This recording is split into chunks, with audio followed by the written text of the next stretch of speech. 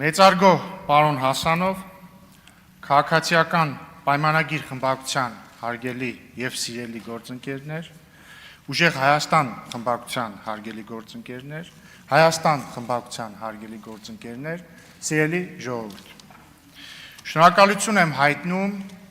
իմ հարազատ քաղաքացիական պայմանագիր խմբակցությանը իմ թեկնածությունն առաջադրելու համար եւ շնորհակալություն եմ հայտնում Տիկին Մանավազյանին իմ հասցեին բարի եւ տեղտեղել չափազանցված խոսքեր ասելու համար։ Շնորհակալություն եմ հայտնում քաղաքացիական պայմանագիր կուսակցությանը այս տարվա հունիսի 7-ին քվետված 700,000-ից ավելի քաղաքացիներին, որոնք հստակ եւ աներկբա մանդատ են տվել քաղաքացիական պայմանագրին, շարունակելու ժողովրդավարական բարեփոխումները, շարունակելու խաղաղության օրակարգը, կազմելով կառավարություն։ Սիրելի ժողովուրդ, հունիսի 7-ին դուք պաշտպանեցիք Հայաստանը, դուք պաշտպանեցիք Հայաստանի ինքնիշխանությունն ու անկախությունը, դուք պաշտպանեցիք հայկական ժողովրդավարությունը եւ այժմ եկել է լավ ապրելու ժամանակը։ Այժմ եկել է խաղաղության պայմաններում, առանց հակամարտության, առանց պատերազմների, երեխաներ ունենալու եւ նրանց մեծացնելու ժամանակը։ Ես ասել եմ քարոզարշավի մեկնարկին եւ ուզում եմ կրկնել հիմա։ Իմ երկուամյա, գրեթե երկուամյա տղան պատերազմ չի տեսել։ Նրա հասակակիցները պատերազմ չեն տեսել։ Եվ ես անելու եմ ամեն ինչ, որպեսզի իմ եւ ձեր եւ բոլորիս երեխաները այդպես էլ չիմանան եւ չտեսնեն, թե ինչ է պատերազմը։ Հարգելի գործընկերներ, ուզում եմ նաեւ շնորհակալություն հայտնել այն բոլոր քաղաքացիներին, որոնք իրենց խղճի եւ համոզմունքների համաձայն առանց ընտրակաշառքի չեն ընտրել քաղաքացիական պայմանագրին, այսինքն ընտրել են այլ ուժերի եւ ուզում եմ շնորհակալություն հայտնել նրանց այդ ընտրության համար, իրենց քաղաքացիական պարտքը կատարելու համար եւ շեշտում եմ, խոսքը վերաբերում է այն քաղաքացիներին, որոնք չեն քվեարկել ընտրակաշառքով։ Սիրելի ժողովուրդ, ես ուզում եմ ձեզ ասել, որ մենք ձեզ լսել ենք եւ լսում ենք։ Ես ուզում եմ ձեզ ասել, որ մենք ձեզ տեսել ենք եւ տեսնում ենք։ Եվ ես ուզում եմ ձեզանից ներողություն խնդրել այն բանի համար, որ գուցե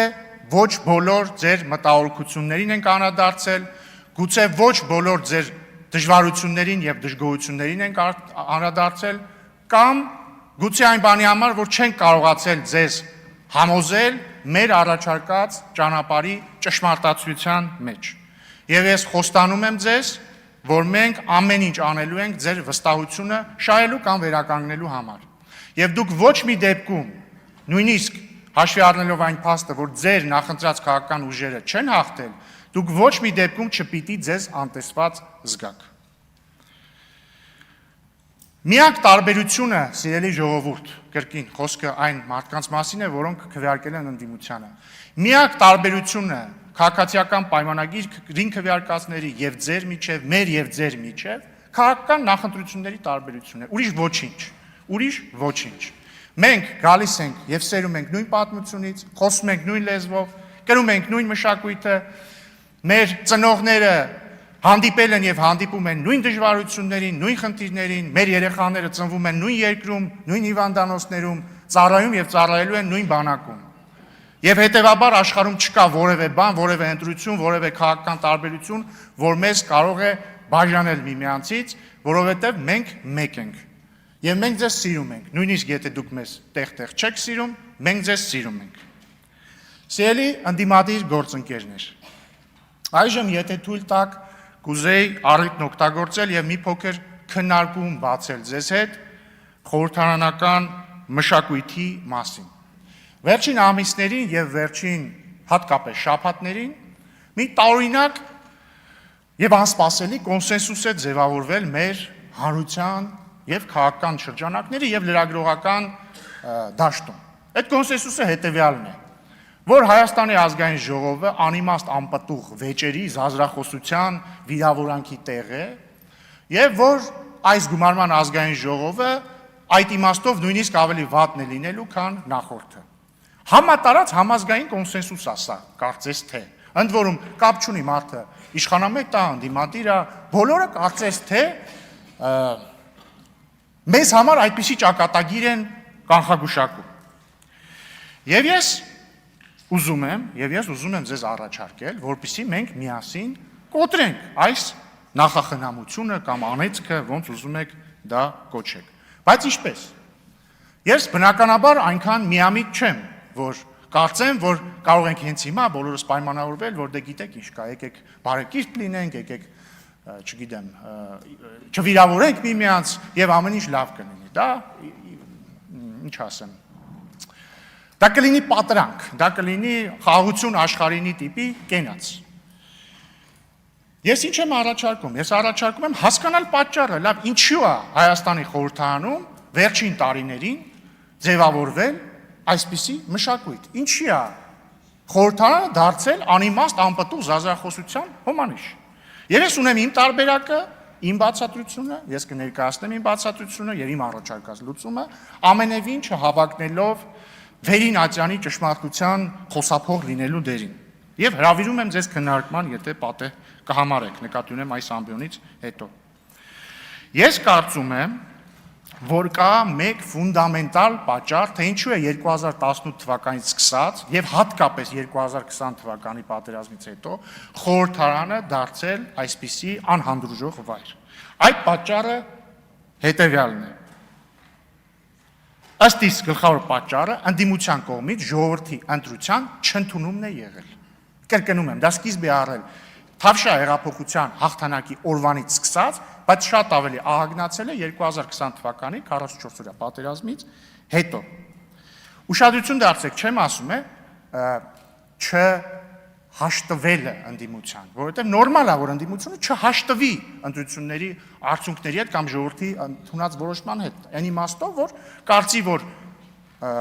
հաղթած ուժի ճանապարհը սխալ է եւ պետք է այլ ճանապարհ որդեգրել եւ բնական է, որ ընտրությունների հաջորդ օրվանից սկսած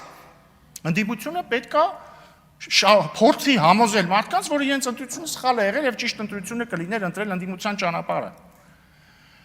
Բայց խնդիրը, երբ որ ընդդիմությունը չի ընդունում ժողովրդի ընտրելու իրավունքը կամ ընտրությունը։ Նախորդ գումարման ազգային ժողովում պատգամավորներից մեկը հանրապետական կուսակցության անդամ։ 2018 թվականի Թավշյա հեղափոխությունը անվանում էր իշխանազավթում, անընդհատ անվանում էր իշխանազավթում։ Եվ այս նոր գումարման խորհրդարանում նույնպես կան պատգամավորներ, որ այս տարիների ընթացքում բազմաթիվ անգամ վիճարկել են ժողովրդի ընտրությունը։ Օրինակ, այս գումարման խորհրդարանում էլի կա նորընտիր պատգամավոր, որը 2018 թվականի հեղափոխությունը անվանում է թուրք-ադրբեջանական հեղափոխություն։ Եվ այսպիսով վիճարկում է եւ չի ընդունում են փաստը, որ 2018 թվականին Հայաստանի ժողովրդի գերակշիռ մեծամասնությունը, այդ թվում հրապարակներում հավաքված 100 հազարավոր քաղաքացիները ընտրել էին Սերժ Սարգսյանին եւ հանրապետական կուսակցությանը իշխանությունից հեռացնելու ճանապարհը, կատարել էին ընտրություն։ Եվ դա անվանել թուրք-ադրբեջանական կամ ցանկացած այլ տեղից թելադրված գործողություն, նշանակում է նսեմացնել ժողովրդի ընտրելու իրավունքը։ Նույն կերպ ամբողջ ընդդիմությունը, որը թե նախորդ խորհրդարանում, թե այս գումարման խորհրդարանում գլխավորապես կամ նախկին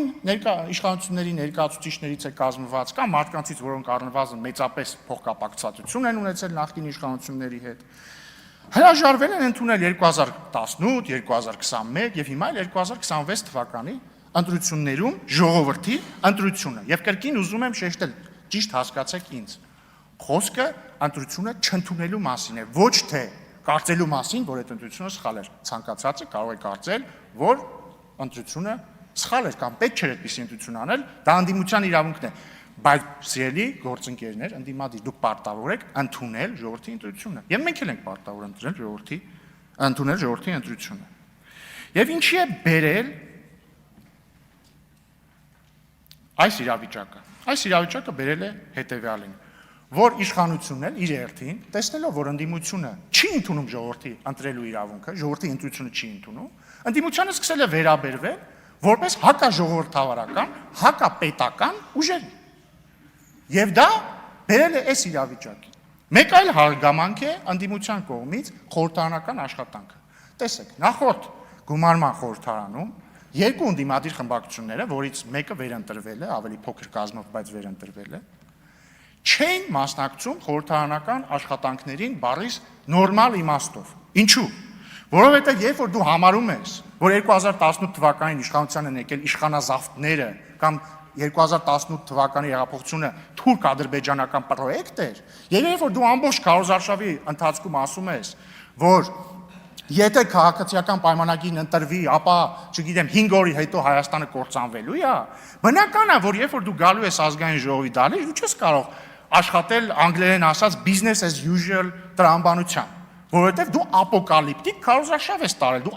ապոկալիպտիկ բաներ ես ասել։ Եվ ստեղծվում է փակ շղթա, երբ որ ընդդիմությունը քարոզարշավի ժամանակ կամ քարոզարշավից առաջ նույնիսկ իր ընտրողներին այդ ապոկալիպսիսն է ներշնչել, եւ երբ որ գալիս է արդեն խորհրդարան, իր ընտրողներն էլ հակառակ բանն են ասում են, բայց մի վարքյան, դու ո՞նց կարող ես բարևել քաղաքացիական պայմանագիր կուսակցության պատգամավորին, չէ՞ որ ինքը դավաճան սրիկա է, դու ո՞նց ես իրան բարևում։ Եվ ստեղծվում է փակ շրջան, ռադիկալացման փակ շրջան է ստեղծվում։ Եվ արդյունքում, օրինակ դրա արդյունքում նախորդ խորհրդարանում ընդդիմությունը իրեն հատկացված պաշտոնները չէր վերցրել մեծամասամբ, կամ սկզբից վերցրել էր, հետո հրաժարվեցին մի խոսքով, բայց արդյունքն էր, որ այդ պաշտոնները վերցված չէին, արդյունքներն էին, որ ընդդիմությունը չէր զբաղվում օրինաստեղծ աշխատանքով, իսկ երբ որ ընդդիմությունը չի զբաղվում օրինաստեղծ աշխատանքով եւ պաշտոններն չի վերցնում, հանձնաժողովի նիստերին չի մասնակցում կամ մասնակցում է, բայց ոչ օրինաստեղծ աշխատանքի համար, ամբողջ ազգային ժողովը օրինաստեղծ աշխատանքի մասին է, եթե արանքից հանում ես օրինաստեղծ աշխատանքը, տակը ինչ է մնում։ Քաղաքական պոլեմիկա, գորգորոց, ռադիկալ ելույթներ։ Դրա համար հարգելի գործընկերներ, ես տեղեկացել եմ առնվազն մամուլից, որ Հայաստան խմբակցությունը չի պատրաստվում վերցնել եւ ուղղեք ինձ եթե սխալ եմ իհարկե։ Չի պատրաստվում վերցնել իրեն հասանելիք պաշտոնները։ Մամուլից կարդացել են, որ ուժեղ Հայաստանը պատրաստվում է վերցնել, ուզում են ողջունեմ դա եւ Հայաստան խմբակցությանն էլ հորդորում են փոխել իրենց որոշումը, եթե հարկ կհամարեն, որովհետեւ մենք, սիրելի գործընկերներ, մի կես ժամ առաջ երթում ենք տվել։ Մենք ստորագրել ենք այդ երթման տեքստը։ Մենք միասին ենք կանգնել, շատ ուշադրի չեմ եղել, ընդդիմադիր գործընկերները կանգնել են, թե չէ, եթե չեն կանգնել, վատ է։ Բայց մենք միասին պիտի օրինաստեղծ աշխատանքով զբաղվենք։ Օրինաստեղծ աշխատանքով զբաղվել չի նշանակում լինել իրար հետ, նույն քաղաքական հարթության վրա։ Նշանակում է կատարել մեր պարտքը։ Սիրելի ընդդիմադիր գործընկերներ, դուք եւ ձեր նախորդները այս տարիների ընթացքում մեզ ինչ ասես անվանել եք։ Ձեր մեջ կան մարդիկ, որ օրինակ ինձ բառից բուն իմաստով վիրավորական արտահայտություններ են արել, չգիտեմ, եթերներով։ Կամ մարդիկ, որ չեն արել եւ բարեկիրթ են իրենց պահել։ Մեր ժողովուրդը երկու անգամ ընտրություններով տվել է վերդիկտը, տվել է դատավճիռը։ Իրանք ասել են ձեզ եւ բոլորին, որ իրանք այդ որակումների հետ համաձայն չեն։ Ձեր արած որակումներին մեր հասցեին ժողովուրդը համաձայն չի։ Ժամանակն է ընդունել այդ փաստը։ Ժամանակն է փոխել վերջին 6 տարիներին մեր քաղաքական դաշտում լսվող խոսույթները։ Իմ ելույթը, սիրելի գործընկերներ, առաջինն է, այսինքն առաջին ըստ էության քաղաքական ելույթն է այս գումարման ազգային ժողովում։ Ես առաջարկում եմ այս խորհրդարանը դարձնել սուր, բայց բարեկիրթ, մարդկային պարկեշտության սահմանները չհատող քննարկումների տեղ։ Սա իմ առաջարկն է։